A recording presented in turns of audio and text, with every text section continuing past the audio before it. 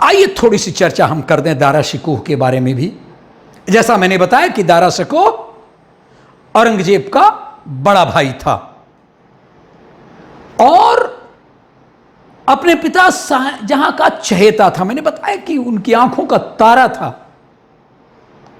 और शाहजहां ने ख्वाजा मोइनुद्दीन चिश्ती की भूमि अजमेर में एक प्रार्थना किया था, विनती किया था, और जिसके कारण एक बेटे के लिए चाहत हुई थी उसकी। हाल तो उसके 3 बेटे हुए, 3 बेटियां हुई, लेकिन पिता शाहजहां ने एक बेटे के लिए प्रार्थना की थी।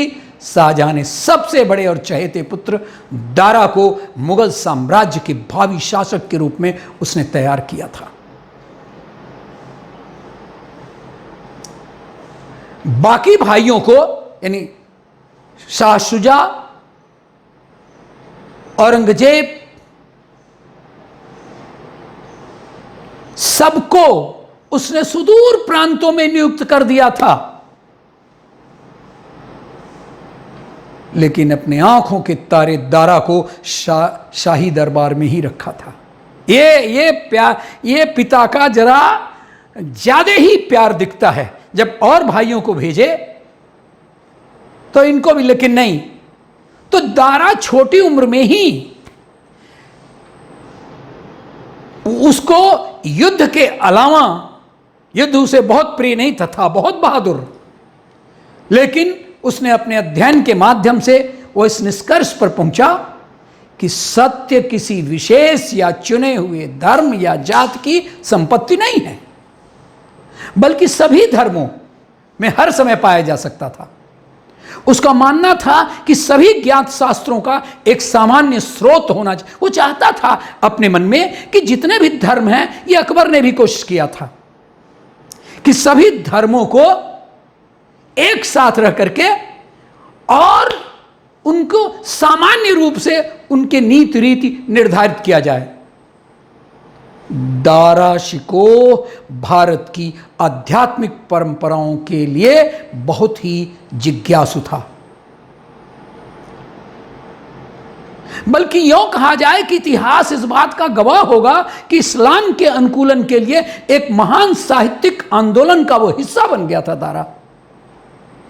दारा ने न केवल अन्य धर्मों के साहित्य को पढ़ा, बल्कि वह उनका सम्मान भी किया।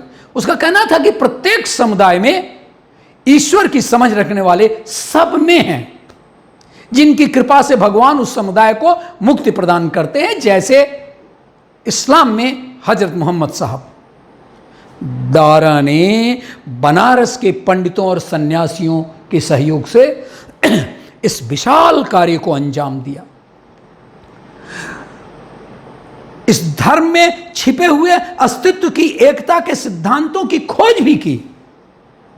उनका तंत्र था कि हिंदू एकेश्वरवाद की उपेक्षा नहीं करते। वो नहीं, ऐसा बिल्कुल गलत है कि जैसे इस्लाम जो है वो मूर्ति पूजा के विरोधी हैं, मूर्ति पूजा नहीं ऐसे ही हैं हिंदू भी।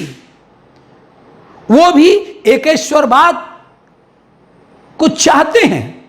बल्कि उसने ये बताया कि उपनिषद जो है, एक जो उनका बहुत ही प्राचीन कार्य है, जो एकेश्वरवाद के सागर का स्रोत है।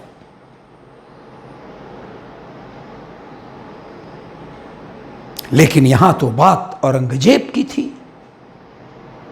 यहां तो एक बहाना था औरंगजेब को, उसे काफिर सिद्ध करने को, उसके इस्लाम विरोधी सिद्ध करने को, उसे हिंदुओं की तरफ झुकने को मानता था। तो वह दारा को केवल पराजित ही नहीं करना था, बल्कि दारा के लिए दिल्ली या हिंदुस्तान के लोगों में जो अपरिमित प्यार था, अपरिमित प्रेम था, उसके बाप का उसके प्रति जैसा प्यार था, औरंगजेब को उस चीज को हराना था। ईर्ष्यालु था वो नहीं चाहता था कि दारा को इस तरह से पूरा हिंदुस्तान प्यार करे। वो चाहता था उसके बल पौरुष और उसके तलवार के बल पर सब उसके नीचे उसी की बात करें। और ईर्ष्या तो निश्चय ही खतरनाक थी। ईर्ष्या प्रतिशोध की मां है, जननी है। उसने दारा को हराया। बड़ा ही दर्दनाक। दारा को उसके सैनिकों ने जंजीरों से बांधकर और कलंकित करके शाही राजधानी की गलियों में एक मादा हाथी के ऊपर बिठाकर उसका जुलूस निकाला गया। उस समय एक अंग्रेज चिकित्सक थे, वर्नियर ने अपने बायोग्राफी में अपनी निजी पुस्तक में लिखा है कि उस अवसर पर अपार भीड़ एकत्रित हुई जब इसने हाथी पर बैठा करके बेइज्जत करके बाहर किया। उसने कहा कि हर जगह मैंने देखा कि लोग रो रहे थे, अपनी छाती पीट रहे थे और बेहद मार्मिक भाषा में दारा के भाग्य पर अफसोस कर रहे थे। हर तरह से कष्टप्रद चीखें सुनाई दे रही थी। पुरुष हो या महिलाएं और बच्चे ऐसा कर रहे थे मानो खुद पर उनके कोई भारी विपत्ति आ गई हो। क्या था दारा का कसूर? क्या था दारा का कसूर? यही ना कि उसके पिता शाहजहां उससे बेइंतहा प्यार करते थे। यही ना कि वह उपनिषदों का अध्ययन करता था और वह कहता था कि सबका मालिक एक है, हिंदू हो या मुसलमान सब एक ही ईश्वर के बंदे हैं। वो यही उसका अपराध था ना कि बनारस में आकर करीब 25 उपनिषदों का अध्ययन किया, फारसी में अनुवाद करवाया, जो यूरोप पहुंचा और यूरोप में जाकर के लैटिन में उसका अनुवाद हुआ। मेरे बच्चों, कालांतर में इसी का इंग्लिश में अनुवाद हुआ। पूरे संसार में उपनिषदों के प्रचार प्रसार का स्रोत सच यह है कि दारा ही है। सूफी विचार का था, वो संत था और हिंदुस्तान के भावी बादशाह होने वाले दारा शिकोह एक पक्के मुसलमान थे। उनका इस्लाम पर अगाध विश्वास था। एक गलत था औरंगजेब, जो इस्लाम के विरुद्ध उसको काफिर सिद्ध करने में लगा हुआ था। दारा ने बार बार कहा था कि सत्य किसी एक धर्म की संपत्ति नहीं, ईश्वर तक पहुंचने के बहुत से मार्ग हो सकते हैं, रास्ते हैं बहुत से, और विश्व मनीषियों के सामने उपनिषदों का ज्ञान उन्हीं के प्रयासों का परिणाम था। दारा के सिद्धांत स्वामी दयानंद, महात्मा गांधी और नेहरू प्रेरणा स्रोत थे। मैं स्वामी दयानंद की बात बताऊं कि ब्रह्म समाज की इन्होंने स्थापना किया, उनके समय में कोई साहित्य नहीं था और बाइबल ही बच्चे, उस समय के युवा बच्चे बाइबल ही पढ़ रहे थे। किसी उनके शिष्य ने बताया कि उपनिषदों का अनुवाद फारसी में हुआ है और आप फारसी जानते हैं, इसलिए क्यों ना उन उपनिषदों का जो फारसी में अनुवाद हुआ उसे आप प्राप्त करें। स्वामी दयानंद ने उन सारी पुस्तकों का अध्ययन किया, उनका अनुवाद इंग्लिश में करवाया और स्वामी दयानंद ने बाद में कहा कि बच्चों, आप लोग जो चाहते हो जानना, हिंदुस्तान के उपनिषदों का सिद्धांत इतना विशाल और इतना महान है कि इसमें कोई भी शास्त्र, कोई भी पुस्तक इसकी बराबरी नहीं कर सकती। लेकिन इस चतुर जगत में कूटनीति और कौशल के अभाव में योद्धा दारा शिकोह कुछ नहीं कर पाया। दारा शिकोह अलौकिक सत्ता के घोर विश्वासी थे, लेकिन कट्टरता और धर्मांधता के न होने के कारण उससे औरंगजेब के जो अपने आदमी थे, उसकी सेना थी, नाराज थी। और जिन राजपूतों की कमी कभी उन्होंने जान बख्शी थी, उन्हीं राजपूतों ने उन्हें धोखा दिया था, औरंगजेब की गिरफ्त में पहुंचा दिया था उन्हीं राजपूतों। उनके सेना में उस समय राजपूत भी रहते थे। धर्मांध्र और सक्षम विरोधियों ने दारा पर धर्मद्रोही आने का झूठा आरोप लगाकर उन्हें मौत के मुंह में ढकेल दिया। तो आओ हम औरंगजेब की क्रूरता का गवाह बने। हम औरंगजेब के उलेमाओं द्वारा दारा को अपने धर्म का त्याग करने का आरोप लगाकर दारा को 9 सितंबर 1659 को मार दिया गया और उनके शव को फिर से एक बार एक हाथी के पीठ पर लादकर दिल्ली के शहर के प्रत्येक बाजार और गली में प्रदर्शित किया गया।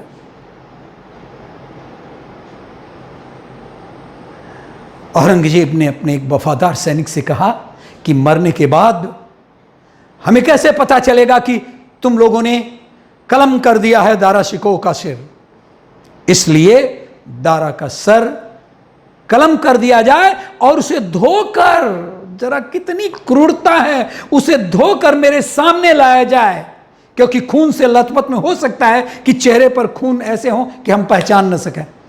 तो दारा शिकोह के सिर को न केवल कलम किया जाए बल्कि उसे धो दिया जाए, खून जो लगे हुए हों, और फिर मेरे सामने लाया जाए ताकि मैं तसल्ली कर सकूं कि दारा मार डाला गया। क्रूरता भी यही नहीं खत्म हुआ।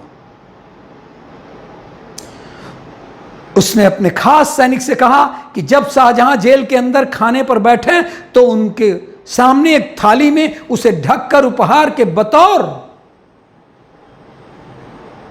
दारा का सर पेश किया जाए। इतना बर्बर व्यवहार, इतनी क्रूरता मानवीय इतिहास में शायद सबसे अधिक क्रूरता यहीं पर दिखती होगी आप लोगों को। एक और पात्र की चर्चा करूं थोड़ा सा। उस पात्र का नाम है श्री भरत, जो श्री राम के भाई थे। श्री राम को महाराज श्री दशरथ बेहद और बेइंतहा प्यार करते थे, यह आप सब लोगों को पता है। वह श्री राम को राज गद्दी पर बिठाना चाहते थे, लेकिन राजा दशरथ की 3 रानियां थी, आप जानते हैं, सब जानते हैं आप, केवल उसको संदर्भित मैं करना चाहता हूं। जिनमें से उनकी दूसरी रानी कैकेयी थी, जो कि कैकेयी देश की राजकुमारी थी, उन्हीं के गर्भ से भरत का जन्म हुआ था। वे दशरथ के 4 पुत्रों में दूसरे नंबर पर थे। उनके बड़े भाई श्री राम थे, जबकि 2 छोटे भाई सुमित्रा नंदन लक्ष्मण व शत्रुघ्न थे। विवाह के कुछ समय के पश्चात भरत के अपने नाना के घर से बुलावा आ गया, क्योंकि नाना की अश्वपति थे उनके नाना, और उसके बाद उनकी कैकेयी देश के राजा थे और उनकी तबीयत नहीं ठीक चल रही थी, तो अपने नाती को देखना चाहते थे, इसलिए वे भरत से मिलना चाहते थे। ये सूचना पाकर भरत अपने छोटे भाई शत्रुघ्न को साथ लेकर कैकेयी देश चले गए। मैं अलग से भरत का चरित्र चित्रण करूंगा, लेकिन औरंगजेब के साथ इसकी क्या चर्चा है, यह मैं क्यों लिया हूं, यह बात मैं बता दे रहा हूं। यहां कुछ दिन रहने के पश्चात उन्हें अचानक से फिर से अयोध्या से बुलावा आ गया।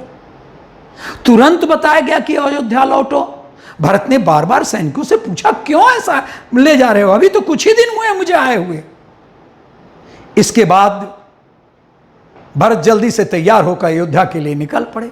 अयोध्या आकर के उन्होंने देखा कि पूरी अयोध्या में मातम पसरा है। वो सभी उन्हें हेया, माने उनके प्रति जो घृणा का भाव था भरत के प्रति, उन्हें तुच्छ दृष्टि से देख रहे हैं। जब वे राजमहल पहुंचे तो अपनी मां की प्रिय दासी मंथरा के द्वारा सीधे कैकेयी के कक्ष में ले जाया गया उन्हें।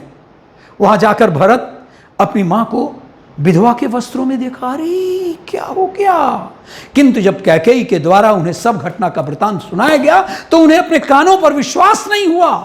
कैकेयी के द्वारा उन्हें बताया गया कि किस प्रकार राजा दशरथ ने श्री राम के राज्याभिषेक करने का निर्णय लिया था, लेकिन बेटा तब मैंने अपने प्रभाव और अपने वचनों की याद दिला करके ये सारा निर्णय उनको पलट दिया। कैकेयी ने भरत को बताया कि उसने अपने 2 भाइयों दोनों वचनों में श्री राम के बजाय भरत का राज्याभिषेक हमने मांग लिया और श्री राम के 14 वर्षों का वनवास। इसके पश्चात श्री राम बेटा अपनी पत्नी सीता और भाई लक्ष्मण से 14 वर्ष के वनवास पर चले गए, और पुत्र वियोग में तुम्हारे पिता राजा दशरथ की मृत्यु हो गई।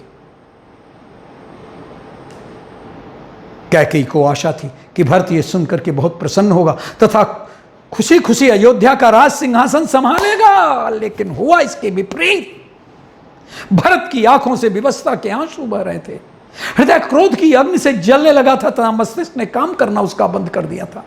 उसने उसी समय अपनी मां कैकेयी का हमेशा के लिए त्याग कर दिया, जीवन भर उनका मुख ना देखने का प्रण कर लिया। उसके बाद वे सीधे मां कौशल्या के कक्ष में गए।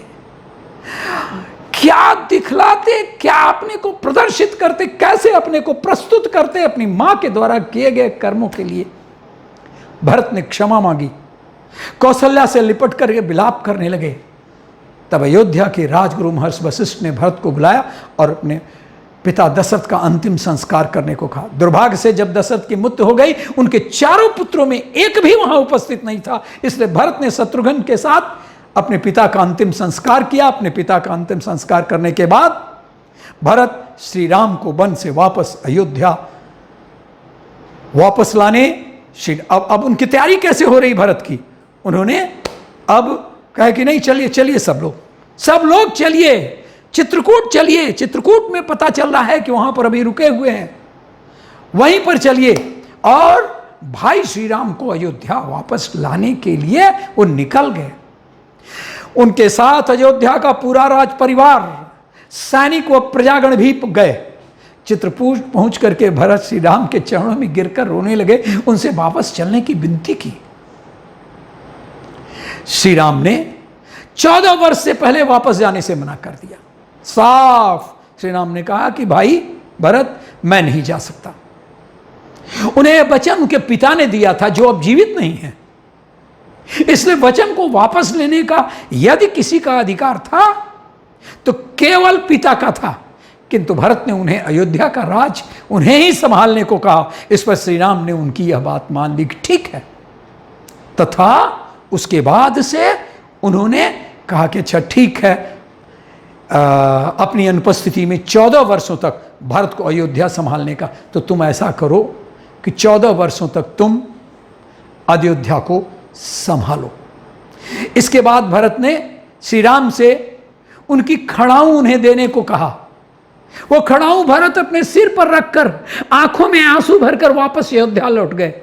श्री राम की खड़ाऊं अपने सिर पर रखकर जब भरत अयोध्या पहुंचे तो पूरी प्रजा के सामने उन्होंने घोषणा कर दी कि अयोध्या के राजा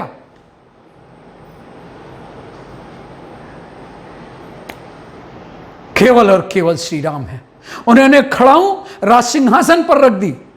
श्री राम ने उनकी उपस्थिति में अयोध्या का राज संभालने का आदेश दिया था। इसलिए भरत ने श्री राम की भांति ही अयोध्या के निकट उसी के पास एक वन में वनवासी का जीवन व्यतीत किए, नंदीग्राम में, और राज्य की व्यवस्था का संभालने का निर्णय लिया। और इसके बाद भरत नंदीग्राम में कुटिया बनाकर रहने लगे। उन्होंने भूमि में एक गड्ढा बनाया ताकि वो उसका स्थान हमेशा श्री राम के सिंहासन के पर जो खड़ाऊं है उसके समानांतर न होकर के नीचे रहे। वो प्रतिदिन श्री राम के चरणों की खड़ाऊं की पूजा करते, वो अयोध्या का राजकाज संभालते। भरत ने श्री राम से प्रतिज्ञा भी ली थी, यदि वे 14 वर्ष पूरा होने के बाद एक दिन देर से भी आए तो वे अपना आत्मदाह कर लेंगे। इसलिए श्री राम तय समय पर, निश्चित समय पर अयोध्या पहुंच गए और श्री राम को गले लगाकर, श्री राम वहां पहुंचते ही उन्हें गले लगाकर भरत ने उनका राज्याभिषेक किया, वैसा का वैसा सौंप दिया। और उसके बाद से श्री राम के राज्याभिषेक से संपूर्ण अयोध्या हर्षित हो गया। और अंत में भी देखिए, जब श्री राम का धरती को छोड़ने का मन आया, इच्छा हुई, तो उन्होंने अयोध्या के निकट, कौन, श्री राम, सरयू नदी में समाधि ले ली। लेकिन भरत उनका भाई, लक्ष्मण उनके भाई, अन्य लोग उनके साथ ही भरत ने भी सरयू में समाधि ले ली तथा अपने धाम बैकुंठ लौट गए। यही है भारतीय दर्शन, यही है हमारी भारतीय संस्कृति। अफसोस है कि वो आदर्श, वो दर्शन, वो संस्कृति कहां लुप्त हो गया।